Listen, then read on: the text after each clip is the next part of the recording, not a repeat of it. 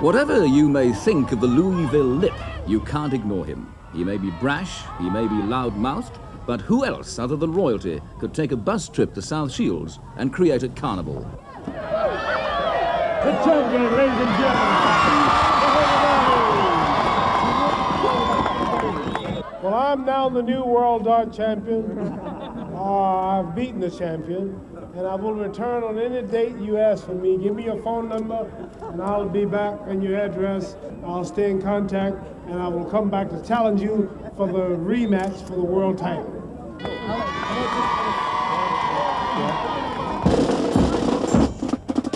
1,000 musicians from a score of juvenile jazz bands gave Ali a close look at traditional Northeast entertainment.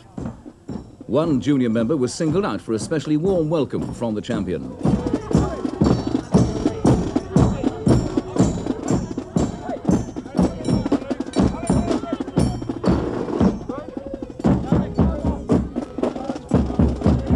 Many people ask me, what will I do after I'm finished boxing? Just like what I'm doing now. Tour the world, go into places where people need help, and do what all I can to help them in my small way.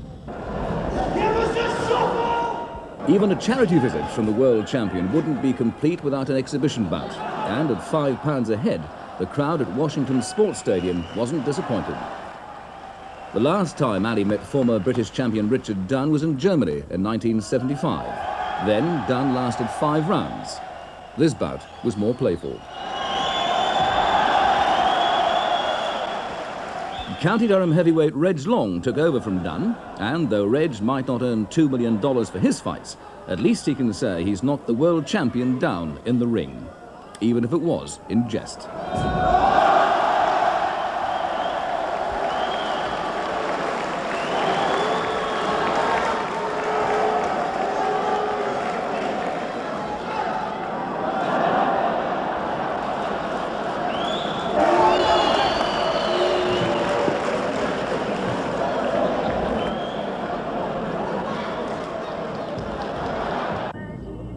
The mosque at South Shields was the setting for one of the most important scenes in Ali's 3-day visit, the blessing of his marriage. Ali and his wife had to fight their way through the applauding crowds. It's a Muslim rule that no one is turned away from a mosque, and at times the crush threatened the dignity of the imam.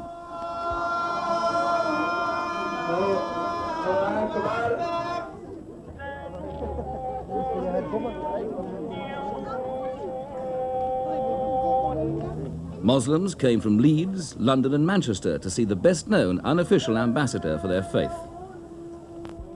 For the thousands that waited outside, the religious dedication had become an excuse for a more general celebration. Thousands of people, the same type crowd that waits for the Queen, would be waiting to see me. I never would have believed it. I've never been so honored right in America itself among government officials and authorities.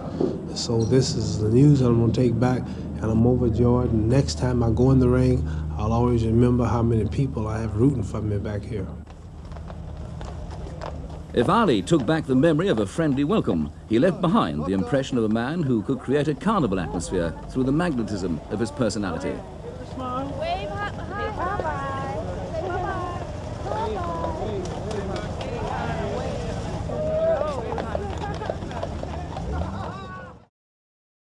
13-year-old when he took on Ali. The Louisville Lip held up a banquet to meet the boy boxers. At a school for handicapped children, Ali presented one child with a new wheelchair and handed over a cheque to help meet the cost of a new school bus. The boxer says the end of his fighting career is in sight. Now he wants to use his fame to help those who need it. The world's best paid athlete, Ali is meeting some of his own expenses for his visit to Tyneside. His wife and youngest child made the trip with him. After he'd boxed the boys and kissed the girls, both wanted to know what makes him the greatest. No girl. How did I become boxer? Somebody stole my bicycle. It made me angry. And I went to a boxing gym so that I could catch the boy who stole it and beat him up. I learned how to box, but I never could catch the boy who took my bicycle. How do you keep yourself fit when you get the punches in your face? How to keep myself fit when I get punches in the face? Well, I don't.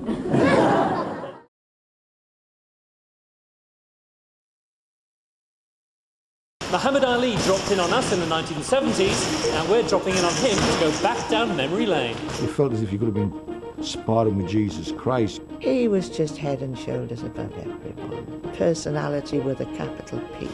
Steve Cram asks why Gateshead lost the lead in world athletics. And meet the North's record breakers, whose antics leave you and them speechless. Over 153. I'm Chris Jackson, and this is Inside Out.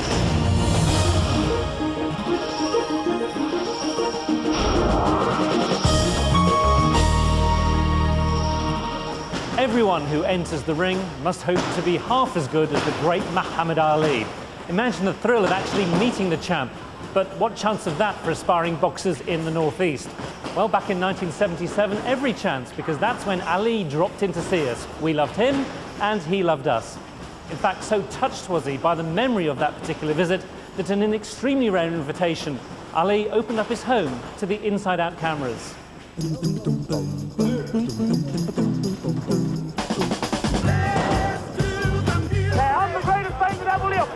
wanted to go to heaven, so I took him to seven. I'm a bad man. I want to shock the world. I want to upset the world. I'm the greatest of all times.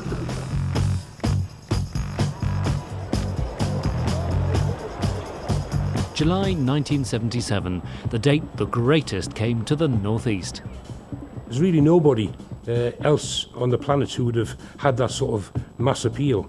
And sitting on the bus and seeing particularly the children staring at him open-mouthed, unbelieving that he was Muhammad Ali, the greatest as he called himself, visiting them and looking the part as well. The visit was organised by a painter and decorator from Whitburn. Johnny Walker, who's since died, called on Ali's help to raise funds to revive the boxing club he ran in South Shields. At first we couldn't believe it, but when eventually the penny dropped, we decided we had to organise quite a major programme around the visit. It revolved around meeting him from the Tyne Tunnel entrance in an open-top bus, taking him on a tour of the borough, where he met and waved to thousands of people, down to Gypsy's Green Stadium, where he played darts. Well, I'm now the new world dart champion. I've beaten the champion, and I will return on any date you ask for me. Give me your phone number, and I'll be back, and your address. I'll stay in contact, and I will come back to challenge you for the rematch for the world title. My biggest memory is obviously when he finally got to me and was pulling me hair. That's the biggest memory. He had a thing about me pigtails, and he just kept commenting on me hair. And I say to people, oh, I've met Muhammad Ali, he's actually pulled me pigtails. The looker is as if, yeah. But luckily I've got the photographs to prove it, so.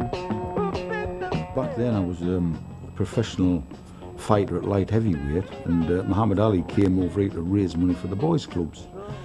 And they had a bit of trouble fitting them out with boxing equipment, basically the shorts. And from my amateur days, I had a large pair of red velvet shorts. And they phoned around and asked me if I still had them. I said, yeah, I have them. Here, have them. He said, oh, Ali wants to use them tomorrow night to box exhibitions. I remember going round and I was catching him with jabs, catching me, vice versa. And I thought, well, I don't want to do too much here. I don't want to hit him too hard in case he gets bad-tempered about it. So I stepped back and I remember doing an alley shuffle, and he looked at me and think, God, this man's got some cheek. He smiled about it, so I wasn't outdoing him, you know what I mean? And then we floated round a bit more, or moved round a bit more, and then at the end of the round when the bell went, I think they wanted me out of the ring because I was making him look a bit bad, you know what I mean? Ali fought 5 different opponents on the night, and his quality as a showman was there for all to see. Everybody was a fan of Ali. He was so different. He just brought such mass appeal to boxing and sport in general.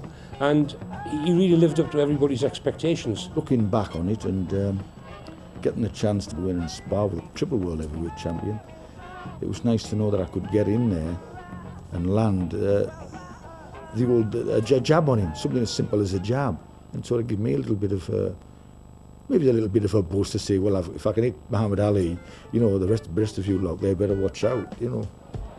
He was just head and shoulders above everyone. Just so handsome fellow. And personality with a capital P. During his action-packed 4 days, Ali also spent time in Newcastle at a school for children with special needs.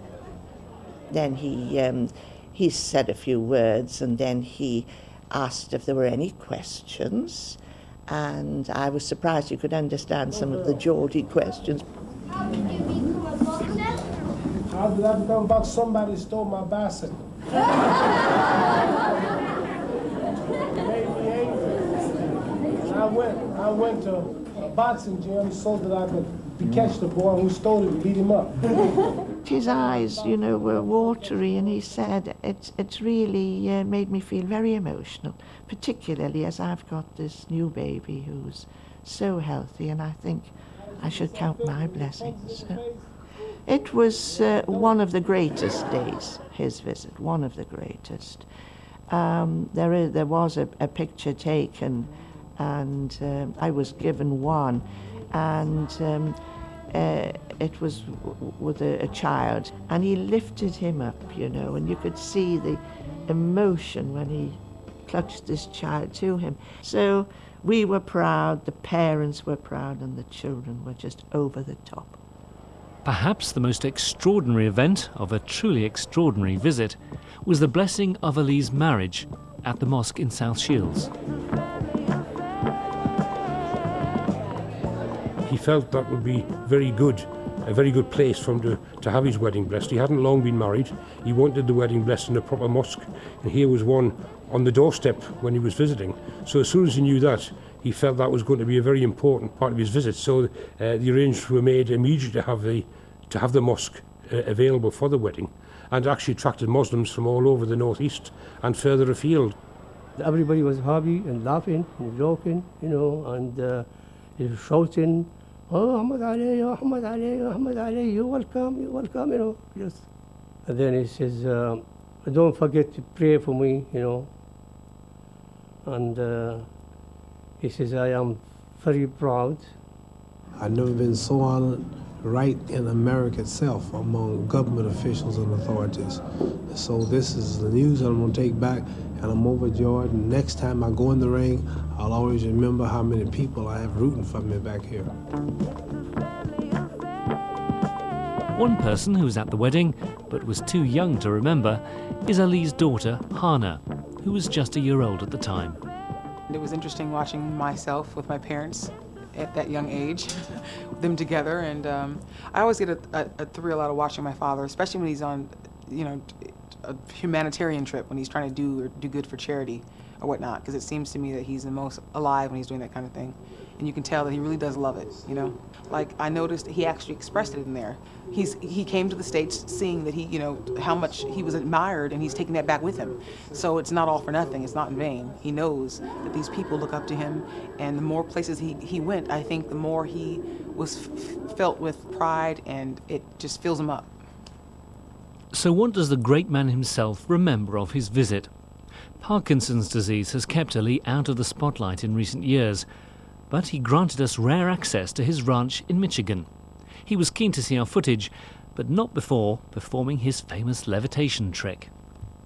When I talked to my dad about it, I asked him if he had seen it, and he had expressed that he had, and he felt a little sentimental. You know, it was a time when youth was still ahead of him. He was 100% healthy, you know.